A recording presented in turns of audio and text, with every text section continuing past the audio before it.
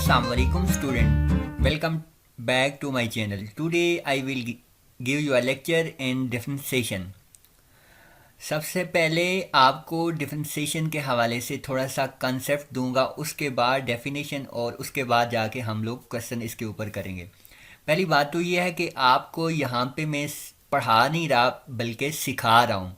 यहाँ पे आपको पहली बात तो ये है कि आपकी बुक रीडिंग भी स्ट्रांग होनी चाहिए। अगर आप अच्छी तरह से बुक को रीड करेंगे तो फिर आपके लिए कोई इशू नहीं होगा। तो सबसे पहले तो ये बात है डिफरेंशिएशन का काम किसने किया, कौन कौन से साइंटिस्ट ऐसे थे जिनने इसके ऊपर वर्क किया था।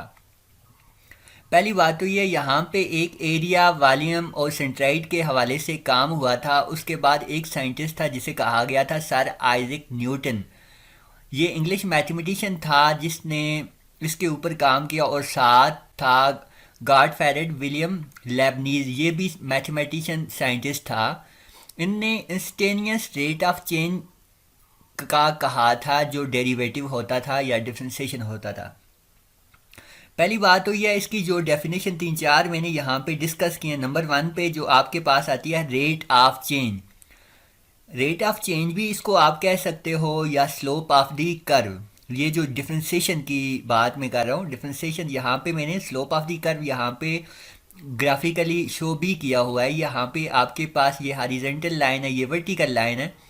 आपके पास जो स्लोप ऑफ दी कर्व ये आ जाता है del y by del x. यहाँ पे जो बात बोली है नीचे आगे आपके पास इंस्टेनियस रेट ऑफ चेंज। और उसके बाद आपके पास एक और डेफिनेशन है rate of change of dependent variable with respect to one or more independent variable is called, वो भी डेरिवेटिव होता है।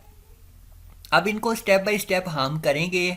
हमें ये सारी की सारी डेफिनेशन की ज़रूरत क्यों पड़ी, क्या हम कोई एक डेफिनेशन लिख नहीं सकते, इस हवाले से यहाँ पे मैं आपको गाइड करूँगा।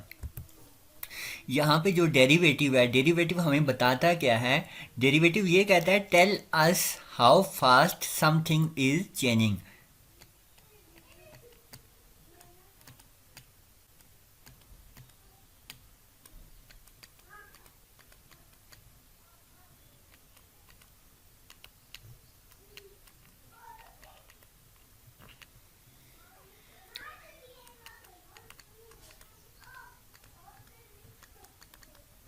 अब यहाँ पे हम लोग ये कहते हैं ना derivative rate of change. Rate of change यही होता है कि उसमें तब्दीली कितनी आती है, कितनी तेज़ी से उसमें चेंजिंग आती है। यहाँ पे एक होती है रेट ऑफ चेंज, एक होती है एवरेज रेट ऑफ चेंज और एक होती है इंस्टेनियस रेट ऑफ चेंज।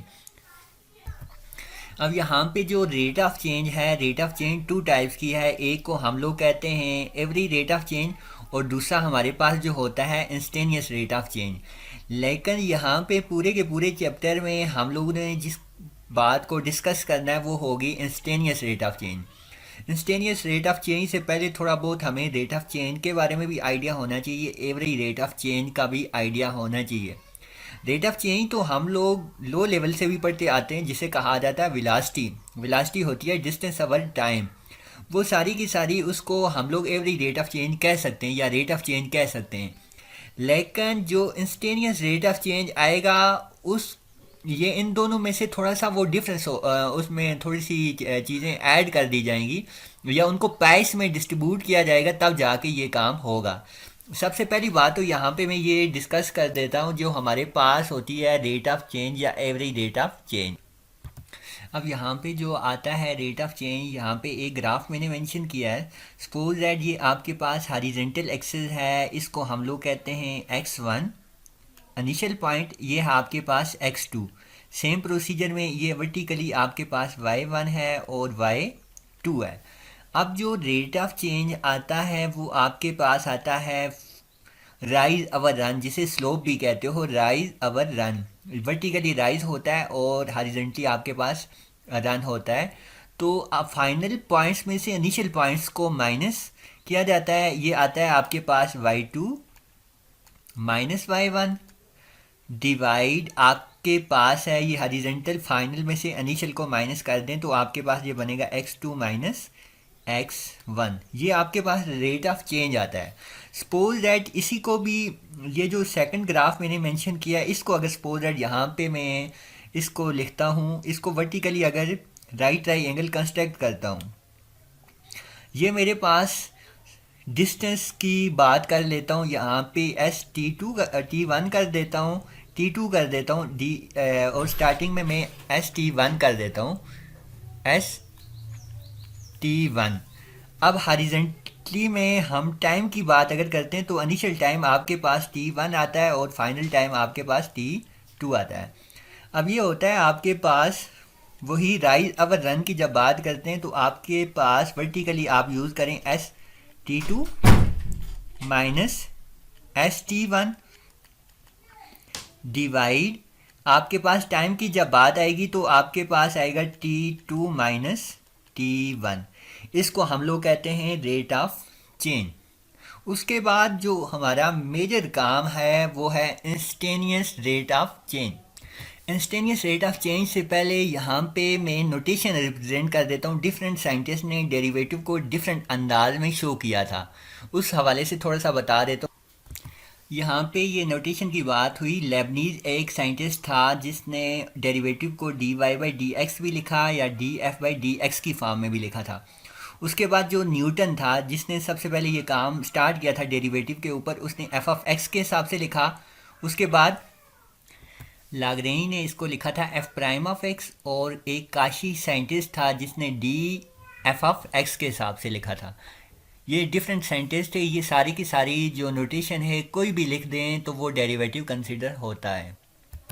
यहाँ पे इंस्टेंटेनियस रेट ऑफ चेंज में भी वही प्रोसीजर आता है जो हम लोगों ने एवरी रेट ऑफ चेंज में किया है। यहाँ पे जस्ट आपके पास एक लिमिट भी यूज़ हो जाएगी। सबसे पहली बात तो ये, यहाँ पे ये देखिए हम लोगों ने रेट ऑफ चेंज का ये किया था y2 minus y1 our x2 minus x1।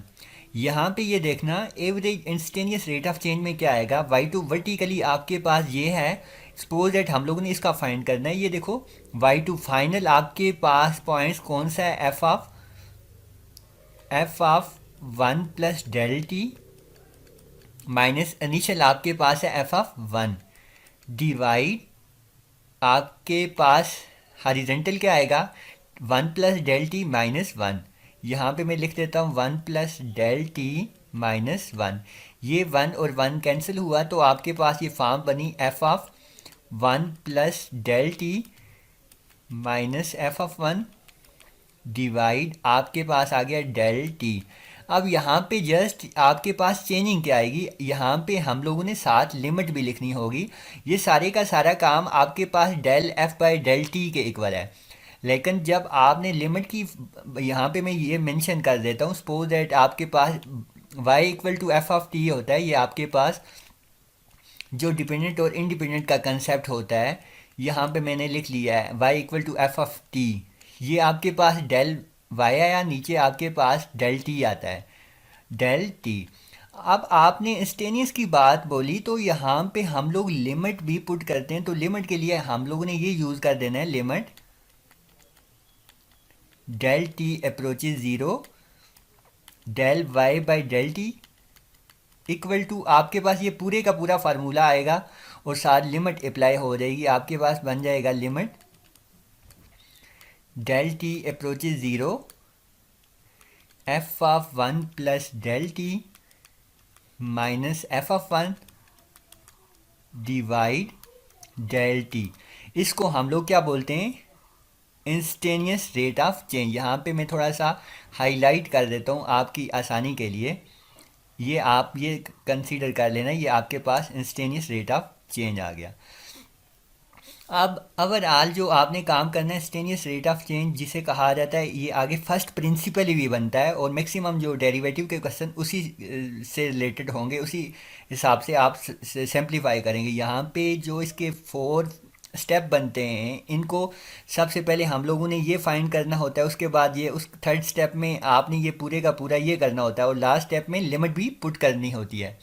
उसको कहा जाता है फर्स्ट प्रिंसिपल भी कहा जाता है। यहाँ पे मैं उसके 4 स्टेप बता देता हूँ कि कौन कौन से स्टेप सीक्वेंस से करने हैं।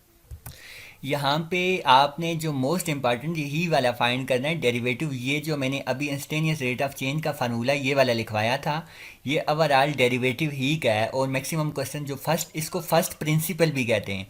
अब ये देखिए यहाँ पे मैं स्टार्ट पे मेंशन कर देता हूँ। सबसे पहले हम लोग ये फाइंड करेंगे एफ ऑफ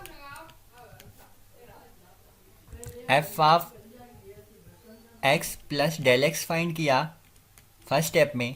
अब सेकंड स्टेप में आपने ये करना है, उसी के साथ जो एफ ओरिजिनल फंक्शन होगा उसमें से एफ को माइनस कर देना है, माइनस एफ ऑफ एक्स।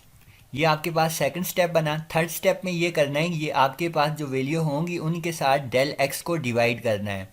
ये थर्ड स्टेप आपके पास बन गया, डिवाइड डेल एक्स। और लास्ट स्टेप जो आपके पास आएगा उसमें लिमिट आपने यूज़ कर देनी है, limit del x approaches zero.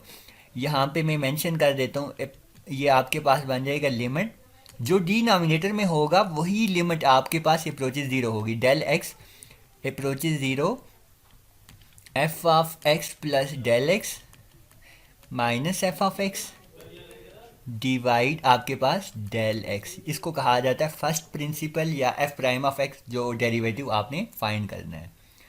तो आज मैंने आपको जस्ट इसकी डेफिनेशन, इसका कॉन्सेप्ट्स, इसमें जो भी यूज़ होती हैं, एवरेज रेट ऑफ चेंज और आपके पास इंस्टेंटेनियस रेट ऑफ चेंज के हवाले से बताया। और लास्ट पे मोस्ट इम्पॉर्टेंट जो था, जिसे कहा जाता था फर्स्ट प्रिंसिपल के आपको ओवरऑल स्टेप बताएं। नेक्स्ट इंशाल्लाह कल मैं सारे के सारे जो भी इनके सीक्वेंस के हिसाब से जो भी फार्मूला यूज़ होते हैं, हर फार्मूले जो भी फार्मूला लिखूंगा उसी का एक एक क्वेश्चन सॉल्व करके नेक्स्ट आप लेके जाऊंगा। ये मोस्ट इम्पॉर्टेंट चैप्टर है, इसमें मैक्सिमम फार्मूला और टेक्निक्स भी यूज़ होती हैं। होप आपको मेरा ये लेक्चर अच्छा लगा होगा। इंशाल्लाह फिर नेक्स्ट लेक्चर के साथ हाज़िर होऊंगा। अल्लाह हाफिज़।